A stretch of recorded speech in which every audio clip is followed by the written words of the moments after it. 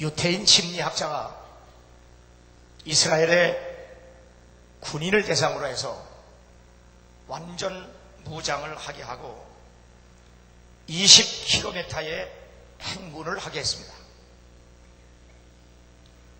4개조로 나누어서 제1조에게는 행군거리가 20km라는 것을 분명히 가르쳐주고 5km를 갈 때마다 5km를 왔다. 그리고 얼마가 남았다. 그렇게 알려줬습니다. 2조에게는 20km를 행군한다는 말도 하지 않고 얼마를 걸어왔는지 얼마를 걸어갈 건지도 얘기하지 않고 무조건 행군하게 했습니다. 3조에게는 15km를 행군한다고 알려주고 14km 지점에 가서 20km 행군한다고 다시 변경을 해서 알려줬습니다. 4조에게는 25km를 행군한다고 했다가 14km 지점에 가서 20km로 단축을 하겠다고 했습니다. 4개 조가 가장 어느 조가 스트레스를 많이 받고 어느 조가 스트레스를 받지 않았을까?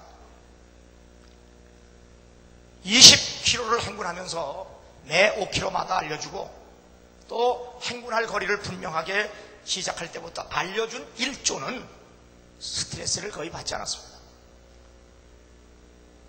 갈 곳이 분명하고 또 자기가 간 것에 대해서 분명한 인식을 갖고 목적지를 향하여 분명히 가는 사람들에게는 행군이 그렇게 힘들고 어렵지 않았습니다.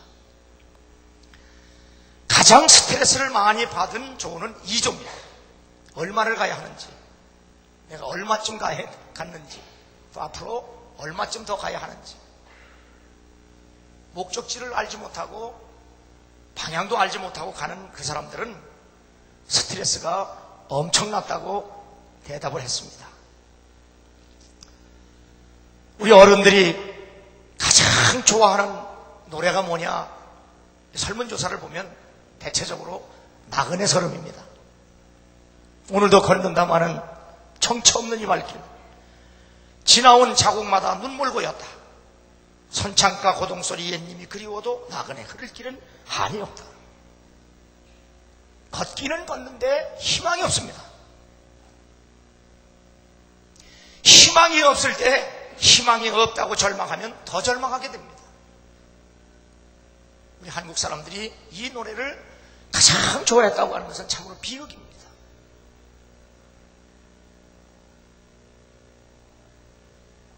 우리나라에서 서울대학을 가기도 어렵고 가도 졸업하기가 어려운 서울대학을 나온, 그것도 법대를 나온 한 사람이 가수가 됐습니다. 그 사람이 가수가 돼서 평생 부른 노래는 하숙생입니다. 인생은 나그네 길, 어디서 왔다가 어디로 가느냐 모른다. 구름이 흘러가듯 그냥 떠돌다 간다. 그러니 정도 두지 말고 미련도 두지 말자. 그냥 흘러가자. 어디로 간단 말입니다. 사람들은 그래서 이 노래를 그렇게 좋아했습니다. 서울법대를 나와서 노래를 불러도 인생이 어디로부터 와서 어디로 가는지를 모르고 사는 거예요. 그러나 교회에서 학교를 못 나오고 공부를 못했어도 교회 다니기만 하면 우리는 이런 노래를 부르지 않습니다. 언제나 우리의 노래는 희망을 노래합니다. 괴로운 인생길 가는 몸이 평안히 쉴 곳 없다. 그러나 걱정과 근심이 어디는 없으랴. 비록 우리가 사는 이곳이 힘들고 어렵고 고달프고 괴롭고 그리고 편안한 날이 없다고 할지라도 우리가 가야 할 곳은 분명히 있다. 그것은 바로 우리의 고향 하나님 나라다. 우리는 비록 가는 길이 태산을 넘어도 험곡을 가도 우리는 어디로 가느냐? 빛 가운데로 간다. 이 세상에 태어나는 아이들을 보면 대체적으로 다 손을 꼭 잡고 태어납니다.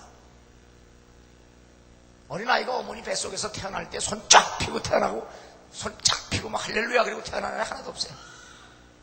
뭐 어느 동네에 어느 분은 뭐 옆구리 차고 나와서 뭐 유아독전 그랬다는데, 어떻든 사람은 태어날 때 손을 콕 쥐고 태어나요. 그런데 목사가 돼서 죽은 사람 보면 어느 누구를 막론하고 손 다 펴고 죽습니다. 나는 꼭 잡고 죽은 사람 본 적이 없어요. 다 펴고 죽어요. 내가 직접 본 건 아니지만 어느 의사에게 들은 얘기인데, 어느 새벽녘에 앰뷸런스가 그냥 요란하게 소리를 내면서 오는데 한 사람이 죽어오는 거예요. 의사가 보니까 죽었어요, 이미. 의사가 그 시체를 살피다가 이상한 걸 발견했는데, 뭘 이상한 거냐. 사람은 다 죽으면 손을 피는데 이 사람은 꼭 쥐고 죽었어요. 그 참 이상하다. 왜 꼭 쥐고 죽었을까? 그래서 의사가 살펴보니까 억지로 죽어서도 못 핀 거 그냥 억지로 펴보니까 그 핀 손에서 38 광땡이 나오더란 거예요. 밤새도록 화토했는데 이게 뭐 나와야지. 사악살이 껍데기하고 5번째 난초 껍데기만 나오니까 그냥 밤새도록 돈을 잃은 거예요. 새벽 여태 해가 뜰 쯤 됐는데 패를 보고 땡겨보니까 삼광이 나오는 거예요. 삼광이. 이야, 얼마나 부풀러. 그래서 뺏겨봤는데 마지막 보이는 게 8광이 나와. 8광. 38광 땡이 나온 거예요. 3333333333 하다가 8땡하다 죽은 거예요. 기절한 거예요. 놀래서. 좀 나오려면 진작 나오지. 돈 다 잃고 새벽에 38광땡 나올 때 놀래서 죽은 거예요. 그러니 죽은들 그거 놓고 싶겠어.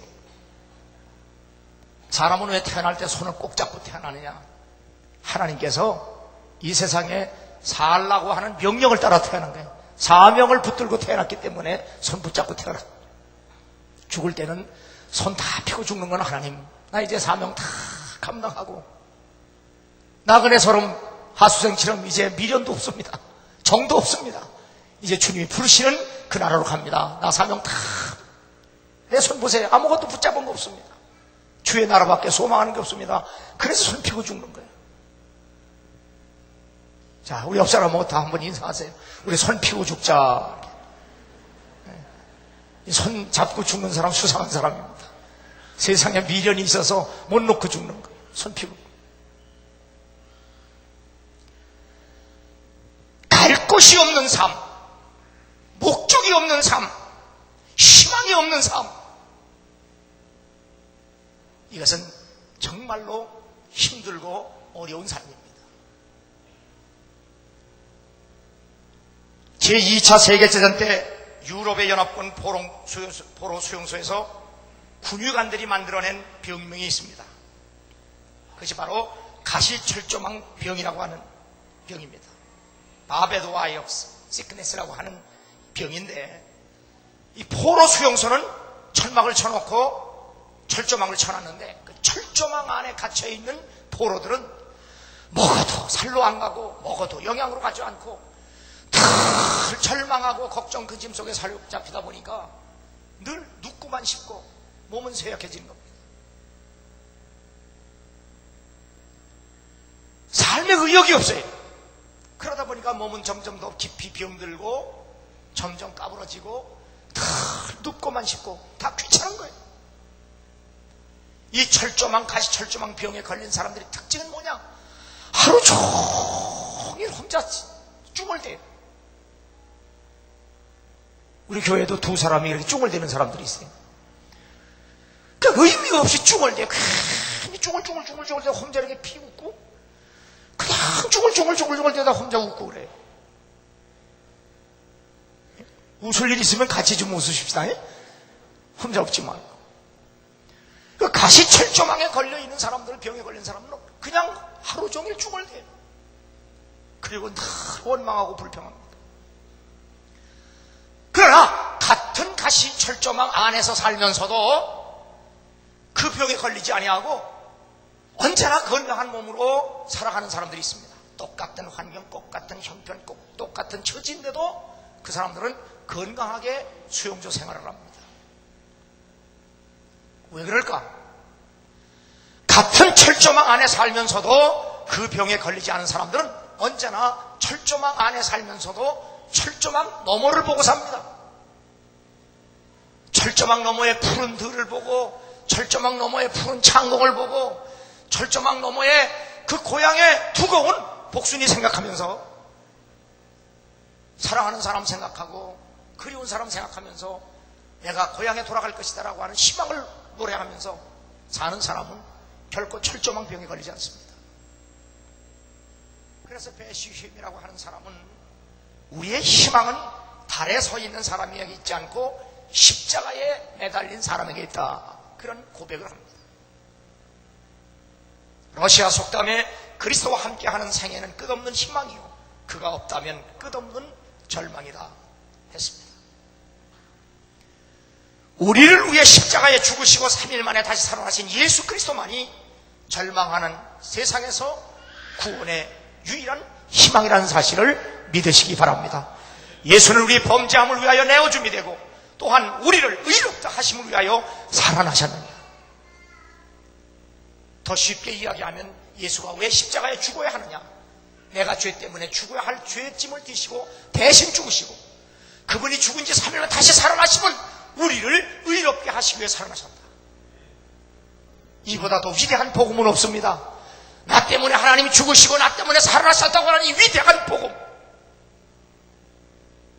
이 복음을 믿음으로 말미암아 절망에서 희망의 사람으로 변화되는 축복이 여러분에게 있기를 주의 이름으로 축원합니다. 인생의 최고의 절망은 죽음입니다. 죽음보다 더 큰 절망이 없습니다. 이 죽음의 공포는 우리 실존 속에 그냥 있습니다. 더 쉽게 이해하면, 자, 새벽기도 일어나서 새벽기도 가야지. 아이, 근데 난 못 가. 왜? 나는 잠 8시간 못 자면 죽어. 이 죽음의 공포는 우리 실존 속 깊이 잠재해 있습니다. 나는 잠 못 자면 죽어. 내가 왜 11조를 못하는가? 아유, 난 11조 내만 지금 있는 돈만 써도 못 사, 모자라는데 11조까지는 어떻게 살아? 나 못 살아. 말은 안 해도 내 마음속에, 생각 속에 죽음의 공포가 내 전 존재를 사로잡고 있어요.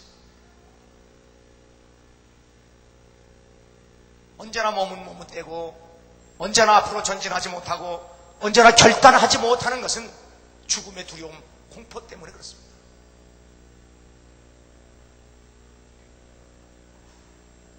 예수님도 이 죽음의 쓴잔 십자가를 지시고 죽기 전에 겟세마네 동산에서 피땀을 흘리면서 기도하셨습니다. 제자들에게 함께 기도하자고 말합니다. 그럼에도 불구하고 제자들은 잠만 잡니다. 예수님은 하나님께 나가서 아버지여 이 쓴잔을 내게서 거두어 가시지만 그건 안 되겠습니까? 예수님도 죽음의 두려움, 공포를 느끼셨습니다. 그래서 더욱 힘써 애써 간절히 하나님께 기도합니다. 하나님, 내 뜻대로 마옵시고 아버지의 뜻대로 되기를 원한다는 이 결단에 기도하기까지, 그런 기도의 용기가 어디서 왔느냐? 예수님도 맹목적으로 십자가에 죽으신 것이 아니라 제자들에게 늘 말씀하시기를 내가 고난을 받고 죽음을 당한 후에 3일 만에 살아나야 할 것을 시간만 있으면 제자들에게 말씀하셨습니다. 예수님도 죽으면 다시 살아나는 부활의 희망과 소망이 있었기 때문에 기꺼이 십자가에 죽으셨던 겁니다. 모든 것을 다 버리고 예수님의 제자가 되었던 사람들, 그들도 예수님이 십자가에 죽으실 때 다 도망갔습니다. 배신했습니다. 자신들을 구원해 주실 줄 알았던 그 예수가 십자가에 처형당하는 모습에 절망했기 때문입니다. 절망은 이렇게 사람의 눈을 멀게 합니다. 성경은 우리에게 분명히 말씀합니다. 예수는 우리 범죄함을 위하여 내어줌이 되고 또한 우리를 의롭다 하심을 위하여 살아나셨느니라. 끊임없이 주님이 말씀하셨는데도 왜 예수가 십자가에서 저 고난을 당하시고 죽어야 하느냐? 내 죄 때문에 죽으신다는 사실을 끊임없이 구약에서부터 끊임없이 선지자를 통해서 말씀하셨습니다. 하나님은 일찍이 이사야 선지자를 통해서 그분이 멸시를 당하고 그분이 고초를 당하시고 그분이 도살장에 끌려가는 짐승처럼 그렇게 끌려가서 그렇게 매맞고 상하고 찢기고 죽음을 당해야 하는 이유에 대해서 그분이 그렇게 고난을 당하고 상하고 찢기는 것은 우리의 질고 때문이요, 우리의 슬픔 때문이요, 우리의 허물 때문이요, 우리의 죄악 때문인데 예수가 십자가에 죽는 것이 나 때문이라고 하는 사실이 보여지지도 않고 믿어지지도 않는 겁니다. 그래서 예수님의 제자들은 예수님을 위해서 살겠다고 결단을 했음에도 불구하고 결국 예수님이 십자가에 죽으실 때 주님을 저주하면서까지 배신하고 도망을 갔던 겁니다. 이사야 53장 6절에 보면 우리는 다 양 같아서 그릇 행하여 각기 제 길로 갔거늘 여호와께서는 우리의 죄악을 그에게 담당시키셨도다. 다 흩어지고 다 떠났습니다. 주님은 장사된 지 3일 만에 다시 살아나셨습니다. 그리고 그 부활하신 주님은 자신을 배신하고 떠난 제자들을 다시 찾아와 주셨습니다. 우리가 세상을 살면서 제일 견디기 어려운 것이 뭔지 아세요? 배신당하는 겁니다. 그런데 주님은 자신을 배신한 제자들을 다시 찾아가셨습니다.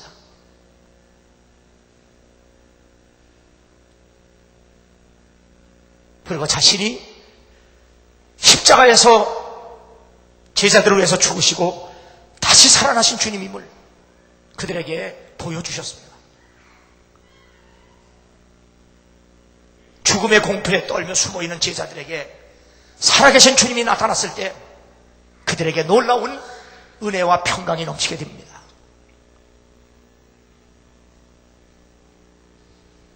그리고 그들에게 4가지의 축복을 허락하셨습니다. 첫 번째 축복이 예배를 회복시키는 겁니다.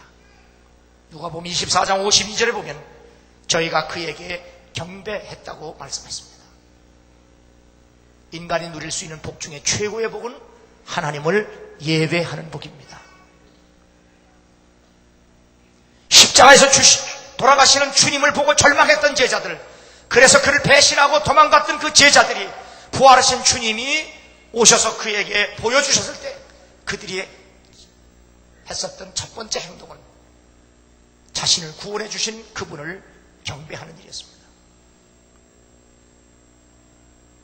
그래서 계명 중에 가장 위대한 계명은 마음을 다하고 뜻을 다하고 성품을 다하여 하나님 사랑하는 일인데, 이 목숨을 걸고 하나님을 사랑하는 것, 이것이 바로 예배입니다.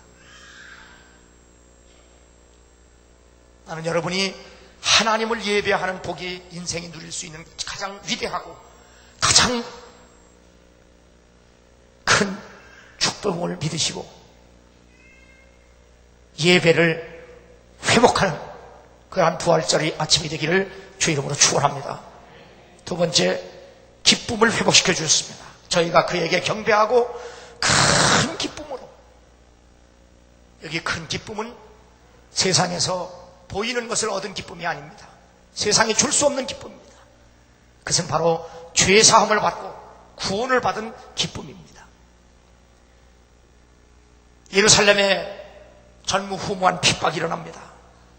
예루살렘 성에 12사도 외에는 살 수 없을 만큼의 핍박이 일어날 때 예루살렘 성에 사는 모든 성도들은 다 핍박을 견디지 못하고 사마리아로 흩어지게 됩니다. 그들은 핍박을 통하여 흩어지면서 예수 믿다가 망했다 그렇게 말하지 않습니다. 그는 흩어지면서도 하나님께 감사하며 찬송하며 기도하며 예수가 그리스도임을 증거합니다. 그들이 가는 곳마다 예수가 그리스도라고 증거되는 곳마다 그들이 그 복음을 받아들이고 그 성에 큰 기쁨이 넘쳤더라. 그것은 바로 구원의 기쁨입니다. 우리가 전도할 때 예수 믿으면 복 받습니다. 그렇게 전도합니다. 그러나 예수 믿으면 복 받는 것이 아니라 예수 믿을 수 있는 것이 가장 큰 복임을 깨달아야 합니다. 내가 예수 그리스도를 믿음으로 말미암아 구원을 받고 그 구원받은 것이 성령 안에서 그 확신을 가질 때 우리 영혼 속에, 우리 마음 속에는 세상에 빼앗을 수 없는 큰 기쁨이 강물처럼 넘치게 됩니다. 우리가 예수를 그리스도로 믿고 주여 주여 하면서도 이 구원의 큰 즐거움, 기쁨이 없다면 우리는 여전히 세상의 노예가 될 수밖에 없어요. 아무리 좋은 집을 짓고 아무리 많은 소유를 얻었다 할지라도 주님은 그를 향하여 이 바보야, 사람의 생명은 그 소유에 넉넉한 데 있지 않다.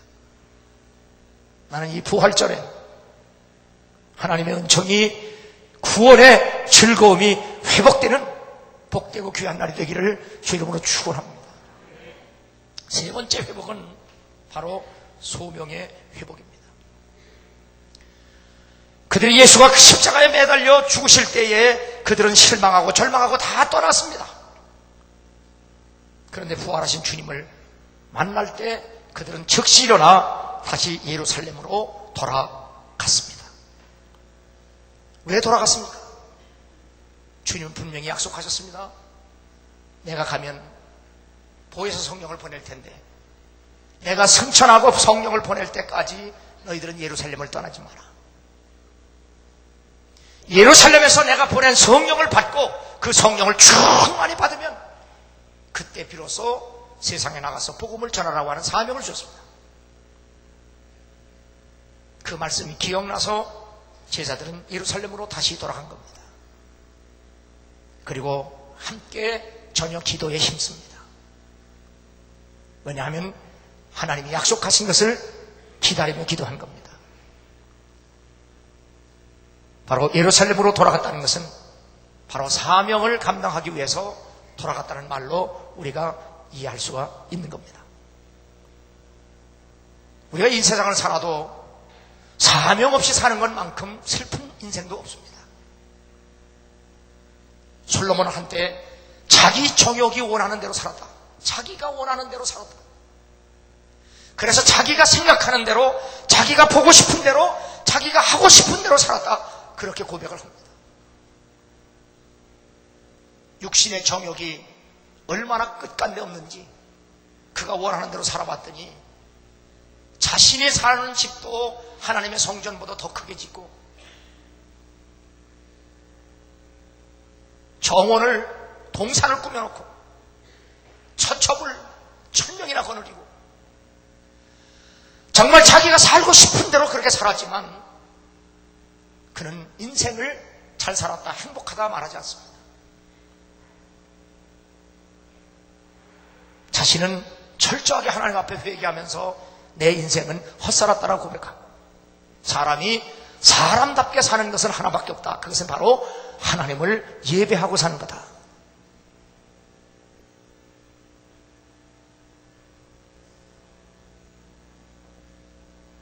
바로 이 소명은 하나님을 예배할 뿐만 아니라 그 예수를 증거하는 미션이 주어진 겁니다. 이것이 바로 세 번째 회복의 은혜입니다.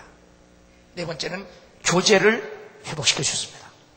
누가복음 24장 33절 34절에 보면 곧 그 시로 일어나 예루살렘에 돌아가 보니 11 사도와 및 그와 함께한 자들이 모여 있어 말하기를 주께서 과연 살아나시고 시몬에게 나타나셔서 한지라 두 사람도 길어서 된 일과 예수께서 떡을 떼심으로 자기들에게 알려주신 것을 말하더라.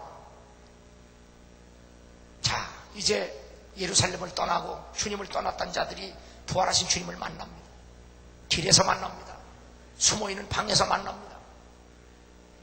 일터에서 만납니다. 거기서 만난 제자들과 사람들은 한결같이 예루살렘에 함께 모였다고 했습니다. 왜 모입니까? 야, 내가 고향에 갔는데, 난 실망해서 고향에 갔는데 그 고향에서 살아계신 주님 만났다. 살아계신 주님을 만난 그 경험, 체험을 다른 사람에게 알리기 위해서 모이는 겁니다.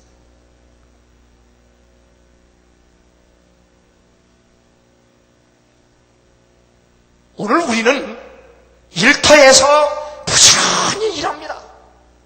그리스도인들도 세상 사람들도 더 부지런히 일해야 합니다. 그러나 우리 주님은 교회 안에만 계신 것이 아니라 우리 가정에도 계시고 일터에도 계십니다. 가정에서 만난 예수, 일터에서 만난 그 예수, 가정에서 만난 하나님의 은혜, 일터에서 일하다가 받은 하나님의 은혜, 이게 말하지 않을 수가 없는데, 그래서 교회로 모이는 겁니다. 그리고 서로 받은 은혜를 나누는 겁니다. 나 이렇게 승리했어, 나 이렇게 만났어, 나 이렇게 은혜 받았어. 그래서 교회는 날마다 모이기를 힘쓰는 겁니다. 하나님께 감사하기 위해서 모이고, 성도들과 서로 교제하고 자기 받은 은혜를 쇠하게 나누기 위해서 모이는 겁니다. 그래서 우리 서로 만날 때까지 그 찬송은 그 예배 그 폐해성이거든, 폐해성. 사람 죽을 때 그냥 우리 다시 만날 때까지, 만날까봐 겁나서 부르는 노래가 아니고, 예배 드리고 폐하면서 야, 언제 또 주일 오냐, 언제 또 만나야 되는데 참 빨리 만났으면 좋겠다, 주 안에서 다시 만나자, 그런 의미에서 서로 만나고 싶어서, 이것이 부활하신 주님을 만난 그 구원의 확신, 예배의 회복, 이런 걸 통해서 우리가 그런 은혜를 받게 된 겁니다. 자, 우리 한번 찬송 524장 부르기 전에 옆 사람이 그렇게 주 안에서 만나고 싶었던 사람인지 한번 서로 바라보고, 참 만나니 반갑다고. 좀 분위기가 그렇지만 옆 사람 다시 인사하시고, 여러분 당신을 사모합니다 한번 해봐요. 수상자고만 하지 마. 524장.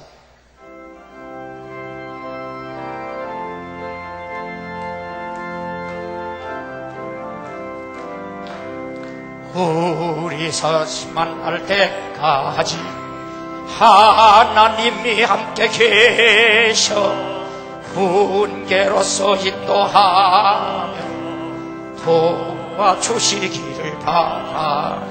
다시 만날 때, 다시 만날 때, 예수 앞에 만날 때, 다시 만날 때, 다시 만날 때, 그때까지 계신 바람에 우리 다시 만날 때까지 하나님이 함께 계셔 간 데마다 모도하며 양식 주시기를 바라.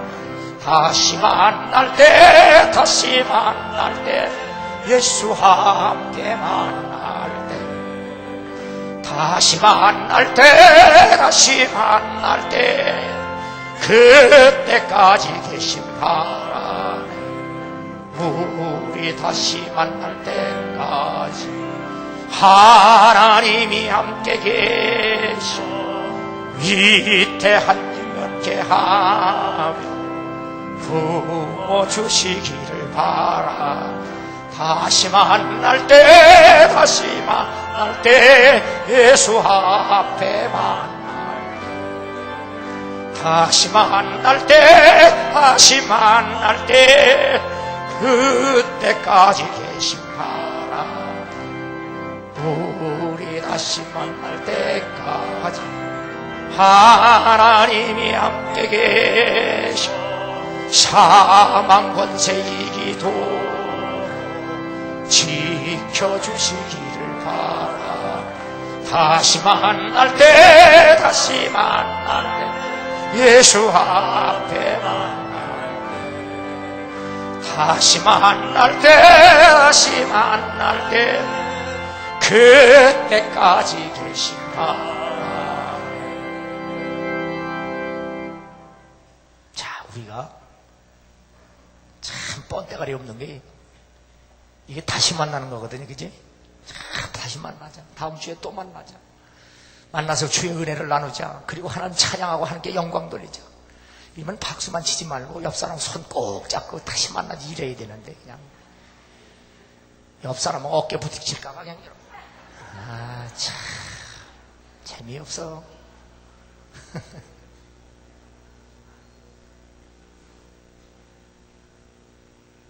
참 이번 부활절에는 비 안 와서 다행이에요.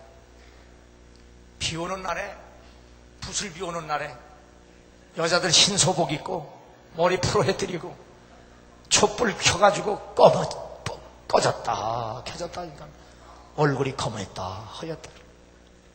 머리는 미처 마르지 않아서 풀어해드려가지고 사람들이 새벽같이 저렇게 몰려다니니까 흰옷 입고 촛불 들고 야 이상하다. 로타리에 모여가지고 수백 명 수천 명이 무덤에 물러 저것들 무덤에서 나와요. 아니 부활이 그렇게 겁나? 무서워? 예수님에게 뭐 빚졌어요? 얼마나 기쁜 노래인지 뭐라. 우리 다시 만나자. 옆 사람이 그냥 다음 주에 또 만날까 겁나. 어떤 부인이 하도 남편이 예수 안 믿어가지고 예수를 좀 믿으라고 예수 믿자 그랬더니 남편이 그러더래. 야 너가 믿는 예수 믿으면 너 가는 데 간다며. 그래요. 나 안 갈란다. 나 여기서도 너 지긋지긋한데 아휴 거긴 죽지도 않는데 거기 가서 아휴 나 안 갈란다. 그런데 우리가 부활하신 주님을 만나서 하나님을 예배하는 예배 회복되고 구원의 기쁨 회복되고 사명의 회복이 되면 이 교제의 회복까지 됩니다. 그저 성도가 주 안에서 서로 먹고 마시고 서로 예배하고 격려하고. 그래서 예수님의 무덤까지 갔던 막달라 마리아와 야곱의 어머니 마리아와 살로메 세 여인은 소위 성서학자들은 은혜의 삼총사라는 거예요. 끝까지 3명 4명이 몰려다니면서 그게 셀이요. 우리 한번 다시 인생 너하고 나하고 셀 되자. 은혜의 동지 되자 이 말이야. 은혜의 동지 셀이 은혜의 동지 되자. 우리 다시 만날 때까지 하나님이 함께 계셔 사망 권세 이기도 도와주시기를 다시 만날 때 예수 앞에 만날 때 다시 만날 때 그때까지 계신다.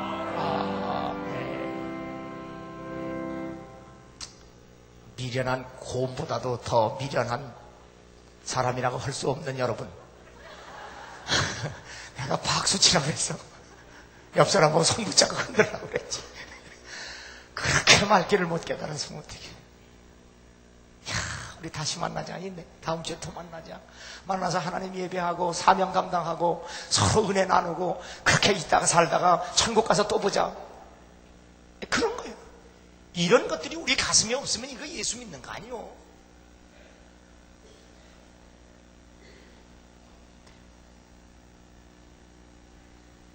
사도 바울은 바로 이 부활한 예수님을 12사도 외에 500여 성도 그리고 나와 같은 만삭이 되어서 태어나지 못한 나와 같은 사람에게도 부활하신 주님이 만나주셨다. 그래서 내가 그를 믿고 구원을 받아서 그 위대한 복음 때문에 내가 이렇게 사는데 그 복음을 증거하기 위해서 내가 얼마나 희생했는지 아느냐. 나는 내가 가지고 있는 모든 소유를 다 희생했고 내 인생 모두를 다 희생했다. 내가 그렇게 희생하면서 주님을 증거하고 전하면서 내가 좋은 꼴 받느냐? 아니다. 나는 이 복음을 증거하기 위해서 주님을 위해 희생하기 위해서 얼마나 넘치는 수고와 감옥에 가는 일과 수없이 매 맞는 일, 여러분 죽을 뻔한 일 40에 하나 가만 매 5번, 3번 태장, 1번 돌에 맞고 3번 파선, 강의 위험, 강도의 위험, 동족의 위험, 이방인의 위험, 시내와 광야와 바다와 거짓 형제의 위험, 자지 못하고 먹지 못하고 줄이고 목말하고 날마다 교회를 위해서 근심과 걱정 속에 눌려 사는 이 삶을 사는 것, 만일 우리에게 부활이 없다면 예수 믿는 사람 사는 게 얼마나 불쌍하냐. 날 봐라, 내가 결혼을 했느냐, 좋은 꼴을 받느냐, 날마다 쫓기고 매맞고 감옥에 가고 먹지 못하고 자지 못하고 이렇게 헐벗고 굶주리는데, 이것이 인생이 다라면 얼마나 불쌍한 인생이냐. 그러나 그렇지 않다. 믿는 자는 죽어도 살겠고 살아서 믿는 자는 영원히 죽지 아니하리라. 내가 감옥에 갇혀서 이 포승줄에 묶인 것 외에는 모든 사람들이 다 나를 닮았으면 좋겠다. 왜? 우리가 주님을 위해서 헌신하고 희생하는 것 결코 헛되지 않다. 마음껏 희생해라, 마음껏 헌신해라. 그리하면 주께서 우리에게 생명의 멸류관을 주실 것이라고 약속을 하셨습니다. 주님은 살아계십니다. 그리고 우리와 함께 하십니다. 저는 주님이 살아계셔서 나와 같은 죄인을 살리셨다고 하는 이 구원의 감격을 체험하고 이 구원의 기쁨과 감격 속에서 날마다 목회하고 살아갑니다. 그래서 나도 바울을 본받아 내가 있는 것을 다 해서, 최선을 다해서 주님을 섬기며 교회를 섬기려고 지금까지 애써오고 있습니다. 나는 주님으로부터 이 땅에 살면서 주님으로부터 보상을 받는 것보다 나는 하나님 나라에서 보상받을 것을 더 기대하고 그렇게 믿고 살아갑니다. 왜냐하면 바로 부활이 있기 때문에 그렇습니다. 제가 목사가 된 것도 부활신앙 때문입니다. 제가 80이 넘은 아버지를 전도하고 그 아버님이 예수를 믿고 구원의 확신을 가지고 예수 잘 믿으시다가 돌아가셨을 때, 내가 하관 예배를 드릴 때 그때 하나님이 내 마음속에 그 부활의 소망, 그 믿어지는 믿음을 성령을 통해서 내게 능력으로 덧입혀 주셨어요. 그때 내가 복음의 위대함을 다시 깨닫고 80이 넘은 우리 아버님을 구원하셔서 구원의 확신 속에서 하나님 나라로 가신 그 장례 예배 때 내가 목사가 돼서 이 위대한 복음을 증거하며 살리라 결심을 했기 때문에, 바울처럼 바울의 100분의 1도 못 미친다 할지라도 이 위대한 복음을 지금도 전하며 이 일을 위해서 헌신하고 희생한다고 할지라도 나는 이 땅에서 보상받는 것보다 하나님 나라에서 칭찬과 보상을 받기를 더 원합니다. 부활이 있기 때문에 그렇습니다. 그러므로 세상의 형편 처지의 희생제물이 되지 말고 죽음의 두려움 공포를 믿음으로 이겨내고 바로 나를 믿는 자는 죽어도 살겠고 살아서 믿는 자는 영원히 죽지 않는 이 부활의 신앙으로 무장해서 끝까지 승리하는 복된 성도들 되기를 주 이름으로 축원합니다.